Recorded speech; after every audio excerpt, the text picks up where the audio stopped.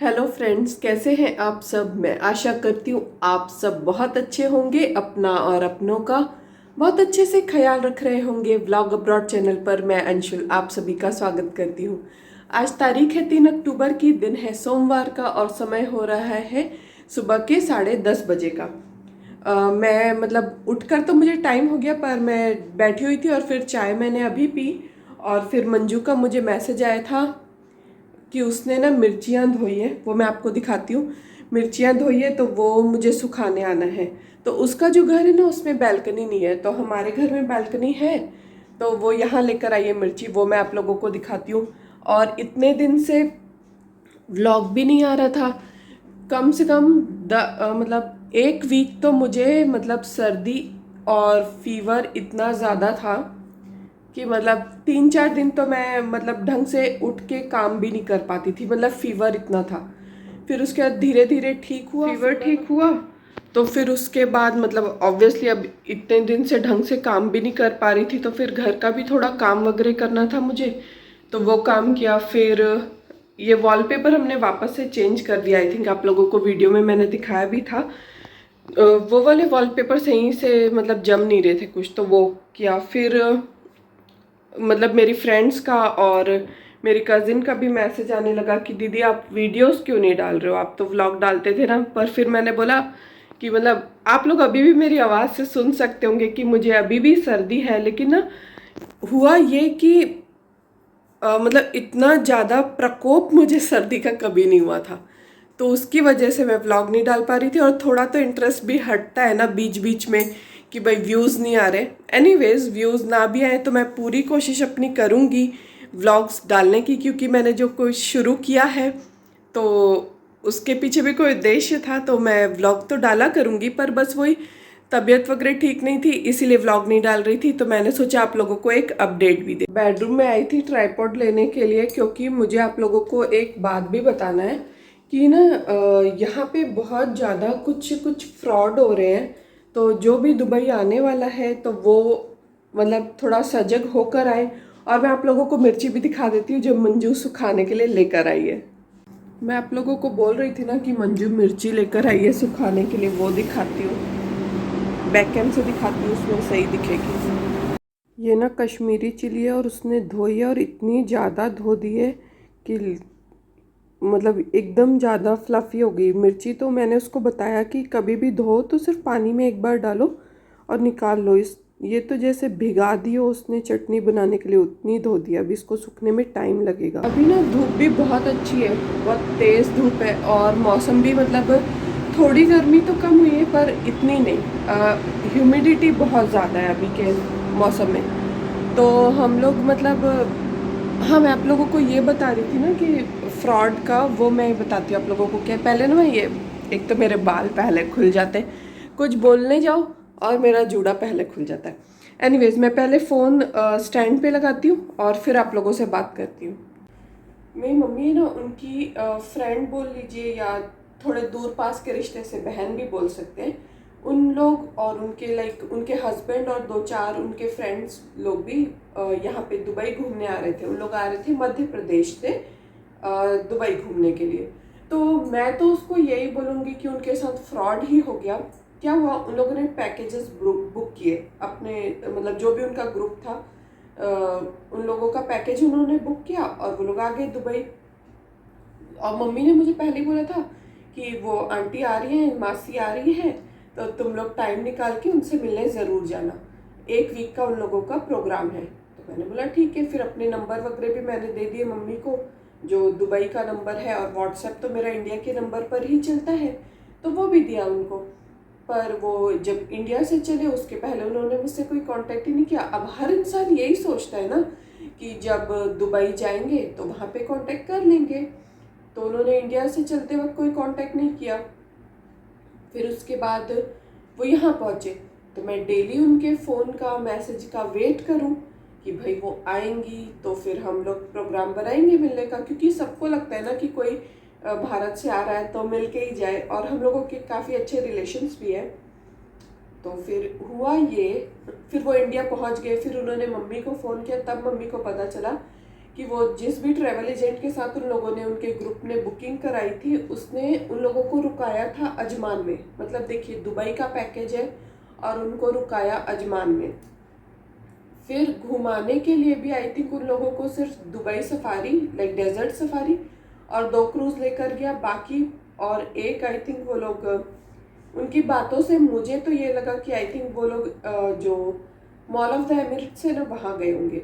तो मतलब ये 3 जगह, मेन अट्रैक्शन जो दुबई का है वो तो दिखाया ही नहीं, जो कि ये बुर्ज खलीफा, दुबई मॉल, ये सारी चीज़ें लेकर ही नहीं गया। और सिर्फ मतलब बुर्ज खलीफा उन लोगों को कैसे दिखा, आते जाते दुबई जा रहे तो बुर्ज खलीफा तो हर जगह से ही दिखता है ना, तो वो। और अबू धाबी गए तो शेख जायद मॉस्क भी नहीं उन लोगों को घुमाया उसने। मतलब जो उन लोगों ने पैसा टिकट लगा कर आए, पूरा का पूरा वेस्ट। तो मैं आप लोगों से ये कहना चाहती हूँ कि जब भी आप किसी भी फॉरेन कंट्री का विजिट करने के लिए कोई पैकेज लेते हैं तो उस एजेंट से, ट्रैवल एजेंट से पूरी डिटेल लीजिए कि आपके पैकेज में क्या क्या चीज़ इंक्लूडेड है। वो मासी बोल रहे थे कि खाना वो अच्छा खिलाता था, चलो खाना, पर खाना तो हम अपने घर पे भी बैठ के अच्छा खाते हैं ना, तो यहाँ आकर सिर्फ खाने के लिए तो कोई आ नहीं रहा है, और कुछ भी ढंग से घुमाया भी नहीं। तो आप लोग, मैं आप लोगों की सुविधा के लिए बता रही हूँ कि जब भी आप किसी भी कंट्री का टूर पैकेज बुक कर रहे हैं तो थोड़ा सा उस पर ट्रैवल एजेंट से पूछिए कि हमें कौन सी सारी चीज़ें दिखाओगे, क्या इंक्लूडेड है, क्या एक्सक्लूड किया है आपने। और थोड़ा अपने, आज तो सबके पास इंटरनेट है ना, थोड़ा अपने फ़ोन पे सर्च कीजिए कि उस कंट्री में क्या क्या घूमने लायक है और आपका ट्रैवल एजेंट क्या क्या कवर कर रहा है। और फिर आप जितना पैसा दे रहे हैं उसका एक वैल्यू प्रोपोजिशन निकालिए कि मैं मान लो 50,000 दे रहा हूँ इस टूर का, और उसमें सिर्फ 2-3 टूरिस्ट अट्रैक्शन वो मेरे को दिखा रहा है, तो उस पैकेज में आना वर्थ नहीं है। भले थोड़ा उसे ज़्यादा पैसा देकर आइए और पूरा साइट सीन वगैरह इंक्लूडेड हो उसमें, ऐसा पैकेज बुक कीजिए। तो मतलब ये एक पर्सनल एक्सपीरियंस था, तो मैंने सोचा आप लोगों के साथ शेयर करूं, क्योंकि कई लोग चाहते हैं कि दुबई घूमने आए, पर दुबई आने के पहले आप अपने तरफ से एहतियात ज़रूर कीजिए। और तो और आज मैंने मतलब ना अभी तक मेरा नाश्ता भी नहीं हुआ है, जबकि टाइम अब 11 बजने में 10 मिनट कम है। हाँ, 10 मिनट ही कम है। तो मैं ना अभी नाश्ते में क्या ले रही थी, जो मैं रागी का राब लेती हूँ ना, वो थोड़ा गरम गरम लेती हूँ ना, तो गला मेरा सिकता है ना, तो थोड़ा बेहतर लगता है। इतनी दवाइयाँ एंटीबायोटिक खाने के बाद भी ना, लाइक मुझे सर्दी हुए 10 दिन तो हो रहे होंगे, अभी भी मतलब आवाज़ में, मतलब मेरी ओरिजिनल आवाज़ नहीं आई है। तो आप लोग समझ सकते हैं कि कितनी सीवियर टाइप की मेरी सर्दी हुई थी। तो मैं अभी वही राब बनाऊंगी और नाश्ते में वो ले लूँगी और साबुत। अरे हाँ, एक बात तो बताना भूल गई, चलिए किचन में चलती हूँ और आप लोगों से बातें भी करती हूँ और अपनी राब भी बना लेती हूँ। बहुत दिनों बाद व्लॉग बना रही हूँ ना, तो ऐसा लग रहा है कितनी सारी बातें हैं करने को, और मतलब क्या बताऊँ और क्या छोड़ूँ, यही हो रहा है मेरे साथ। तो मैंने ना कल, मतलब हम घी भी ख़त्म हो रहा था घर का, और जब से मैं घर पे मतलब बटर वाला घी बनाना शुरू की ना, तो अब वो पैकेज वाला घी खाने का मन नहीं करता।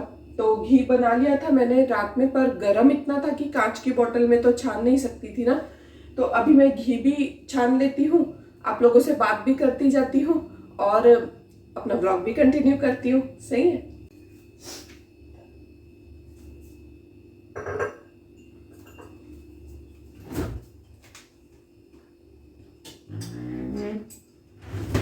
भगवान वाला जो घी था ना, वो मैंने कल रात में, क्योंकि वो स्टील के डब्बे में रखती हूँ ना, तो वो कल रात ही छान दिया था मैंने।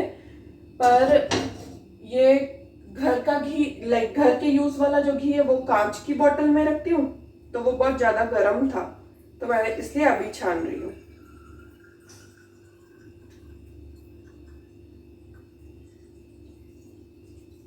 हम कल कम से कम 1.5 से थोड़ा ज्यादा किलो घी लेकर आए थे, मतलब आई थिंक 1700 ग्राम घी लेकर, सॉरी बटर लेकर आए थे, और उसका 1.5 किलो करीब घी निकल जाता है, बल्कि उससे भी ज्यादा।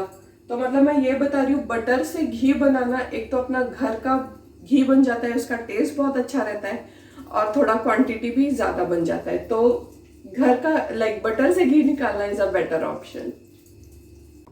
राब मैं पहले भी बता चुकी हूँ कि मैं कैसे बनाती हूँ। तो राब बना ली थी मैंने, अब उसमें दूध डाल दिया है और थोड़ा और इसको उबालूँगी। दूध डालने से राब का टेस्ट और भी अच्छा हो जाता है, नहीं तो आप पानी के साथ भी राब बनाकर ले सकते हैं। और तबीयत ख़राब है, मैंने अचार भी बनाया नींबू का। वैसे तो हमारे यहाँ नींबू के अचार कभी भी वैसे तो हमारे यहाँ नींबू का अचार कभी भी ना तेल में नहीं बनता है, लेकिन बस यूट्यूब पर देखा मैंने तेल वाला नींबू का अचार। और ना हम लोग खैरागढ़ में रहते थे जब, तो हमारे एक नेबर थे, उनको हम लोग पूजा चाची बोलते थे।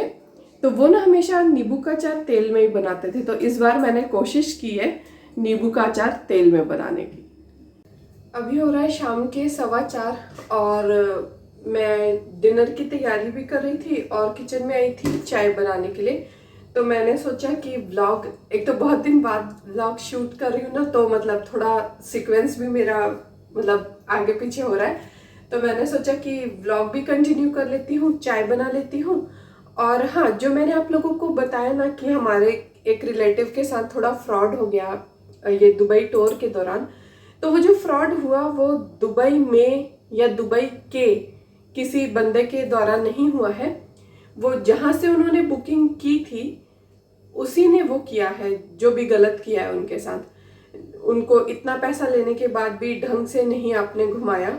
तो आप लोग भी जब भी कभी कोई भी टूर बुक करते हैं तो उसके लिए अच्छे से जानकारी लीजिए। और मैंने आपको स्पेशल सफाई इसलिए दी कि दुबई में यह फ्रॉड नहीं हुआ है। उसका रीज़न ये है कि दुबई में ना सच में ऐसा बोलते हैं ना, ईमानदारी आज भी जीवित है। तो ये सच में यहाँ पे है। जैसे आप यहाँ कभी किसी ग्रोसरी स्टोर में जैसे आप नीचे जाते हैं, हमारे पास कोई जैसे अभी होता है ना कि हम 10 दिरम लेकर गए और सामान 12 या 15 दिरम का आ गया, तो लोग बोलेंगे मैम जाओ आप बाद में देना, जब भी आप दोबारा आओगे तो दे देना। मतलब इतना भरोसा है उनको कि ये दे ही देंगे। और हम जाकर उनको वो पैसे देकर भी आते हैं। तो मतलब मैं आपको ये बताना चाह रही हूँ कि दुबई से ये फ्रॉड नहीं हुआ है। तो आप लोग दुबई के बारे में कोई भी गलत इमेज मत बनाइएगा। बहुत ही अच्छी कंट्री है, घूमने ज़रूर आइएगा, पर बुकिंग करने के पहले आप अपने ट्रैवल एजेंट से पूरी जानकारी लीजिएगा। तो मैं चाय बना लेती हूँ और फिर चाय पीते पीते इस व्लॉग का एंड भी करेंगे, वो भी साथ में। तो एंड तक बने रहिएगा। और यहाँ तक अगर आपने मेरा ये वीडियो देखा है तो वीडियो को लाइक कर दीजिएगा। चैनल अब तक सब्सक्राइब ना किया हो तो सब्सक्राइब भी कर लीजिएगा। और वीडियोस पसंद आते हैं तो अपने फ्रेंड्स एंड फैमिली के साथ ज़रूर शेयर किया कीजिए, ताकि हमारी जो यूट्यूब फैमिली है जल्द से जल्द 5K को टच कर जाए। आइए आप लोग भी मेरे साथ चाय पी लीजिए। और चाय के साथ है मेरे पास ये मेथी वाली मट्ठी। ये ना मतलब मेरी तबीयत जो बहुत ख़राब थी, मैं खाना भी नहीं बना पा रही थी, तो हम एक दिन बाहर गए थे खाना खाने, तो तभी हम वहाँ से लेकर आए थे। अच्छी है, टेस्टी है। तो आप लोग भी मेरे साथ चाय ले लीजिए। और अब मैं अपने डिनर की तैयारियां करूंगी, पर वो इस व्लॉग में ऐड नहीं करूंगी वरना व्लॉग बहुत ज़्यादा बड़ा हो जाएगा। तो मैं आशा करती हूँ मेरा आज का व्लॉग आप लोगों को ज़रूर अच्छा लगा होगा। अगर अच्छा लगा तो वीडियो को लाइक कर दीजिएगा, चैनल को सब्सक्राइब कर दीजिएगा और अपने फ्रेंड्स एंड फैमिली के साथ ज़रूर शेयर कीजिएगा इस वीडियो को, ताकि आप लोगों में भी थोड़ी अवेयरनेस जो मैंने आप लोगों को बताया वो आप सब में फैले। मिलती हूँ आप सभी को अपने नेक्स्ट वीडियो में। टिल देन मुझे अपनी दुआओं में याद रखिएगा और आप सब keep shining and keep smiling. मास्सलामा।